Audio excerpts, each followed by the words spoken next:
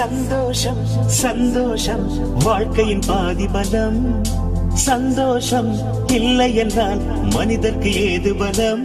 புயல் மையம் கொண்டால் மழை மண்ணில் உண்டு. எந்த தீமைக்குள்ளும் சிறு நன்மை உண்டு.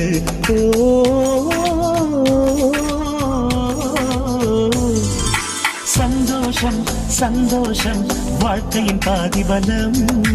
சந்தோஷம் இல்லை என்றால் மனிதர்க்கு ஏது பலம்? புயல் மையம் கொண்டால் மழை மண்ணில் உண்டு. எந்த தீமை கொள்ளும் சிறு நன்மை